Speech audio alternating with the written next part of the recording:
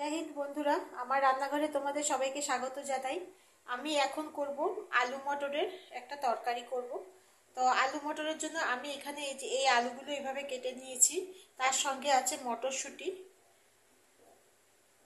তার সঙ্গে আছে এরকম কুচানো টমেটো, এরকম ছোট ছোট ছোট ছোট পিস করা টমেটো। এটা বেশি বড় করিনি, বেশি ছোট নয়, মানে একদম এরকম সাইজের টমেটো আমি কেটে নিয়েছি। তার সঙ্গে থাকবে এখানে আদা রসুন থেতো করা আছে।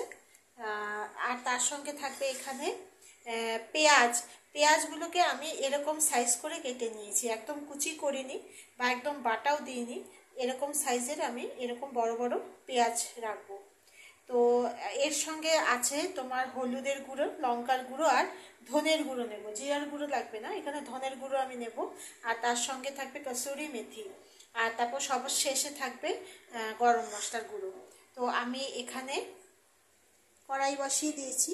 আমি এখানে একবারে পর্যাপ্ত পরিমাণে তেলটা দিয়ে দেব।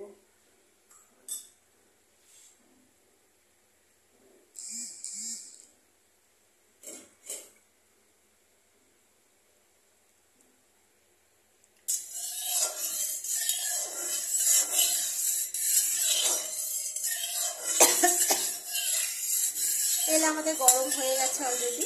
কড়াইটা আগেই বসানো ছিল, তো গরম ছিলই। তো তেলটাও আমাদের গরম হয়ে গেছে। তো এখন এই তেলের মধ্যে আমি এখানে দিয়ে দেব পেঁয়াজ।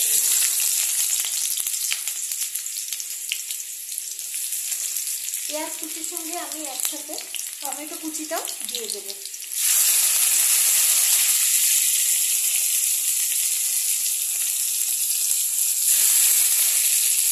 টমেটোর সঙ্গে পেঁয়াজটা একবারে মিশাবো। এটার মধ্যে এখন একটু লবণ দিয়ে দেবো।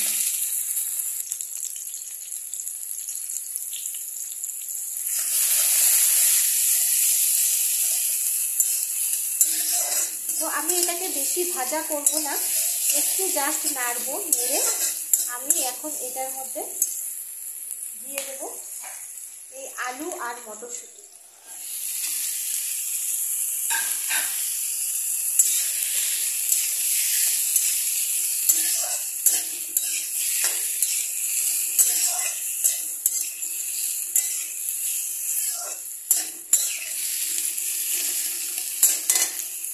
আঁচটাকে মিডিয়াম করে রাখবো। মিডিয়াম করে এটাকে এই একসঙ্গে আমি 1 থেকে 2 মিনিট এটাকে নাড়িয়ে যাবো। 1 মিনিট হয়ে গেছে। এখন এটার মধ্যে দিয়ে দেবো আমি আদা রসুন ছোটো করে রাখা, অল্প আদা,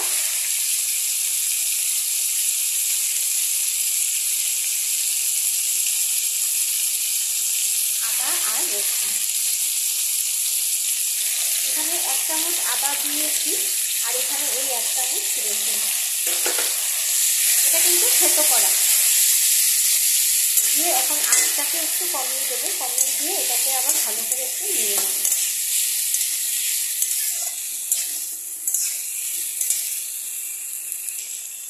আমি এখানে ধনের গুঁড়া, লঙ্কার গুঁড়া আর হলুদ আমি দিয়ে দিয়েছি। এক হাতে ভিডিও করছি, ক্যামেরা নিয়ে আছি, মোবাইলটা ধরে আছে, এক হাতে রান্না করছি, সেই জন্য দুটো হাত একসঙ্গে আমি লাগাতে পারছি না। সেই জন্য আমি দাওয়াটা আমি দেখাতে পারলাম না, মুখে বলে দিলাম। এখানে লাস্টে হলুদ, লঙ্কার গুঁড়া আর ধনের গুঁড়াটা আমি দিয়ে এখন এটাকে আমি বেশ কিছুক্ষণ কষাবো এর সাথে।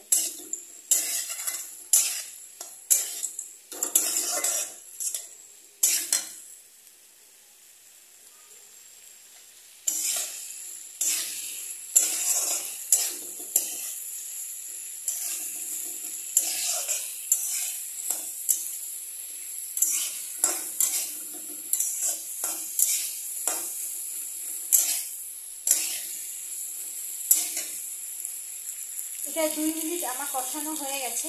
এখন আমি অল্প করে এখানে একটু ভিনিগার দিয়ে দেবো।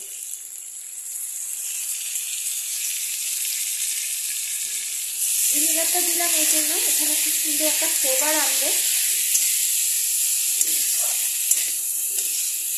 আর জিনিসটা খুব তাড়াতাড়ি হবেও, আর খুব সুন্দর একটা ফ্লেভার আনবে, খেতেও খুব ভালো লাগবে।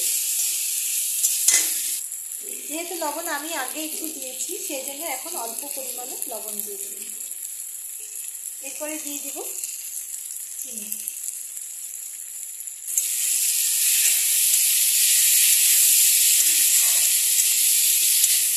এটা কনস্ট্যান্ট এভাবে নাড়তে হবে, তলায় যদি লেগে যায় তাহলে খেতে বাজে হয়ে যাবে, তো পোড়া গন্ধ হয়ে যাবে।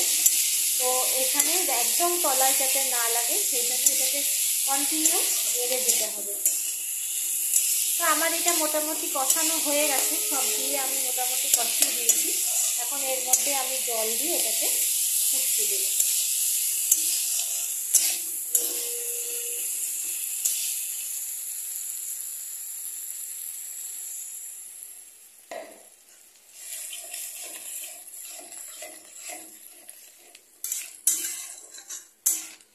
এটা একদম মাখা মাখা হবে, একদম ঝোল থাকবে না, একদমই ঝোল থাকবে না।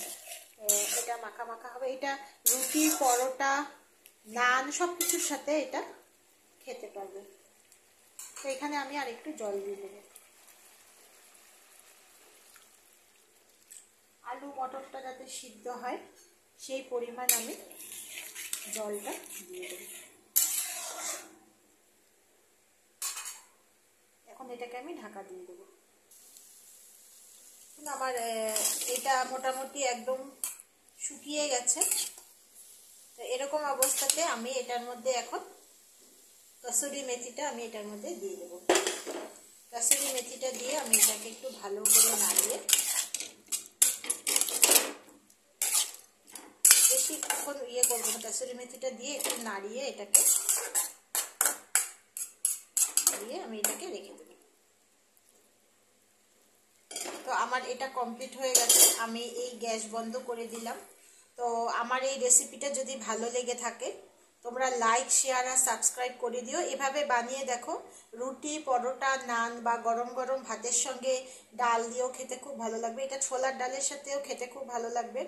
তোমরা এইভাবে বানিয়ে দেখো, আশা করছি তোমাদের সবারই ভালো লাগবে রেসিপিটা। তো আমার এই রেসিপিটা ভালো লেগে থাকলে লাইক, শেয়ার আর সাবস্ক্রাইব করে দিও। তো আজকের জন্য টাটা।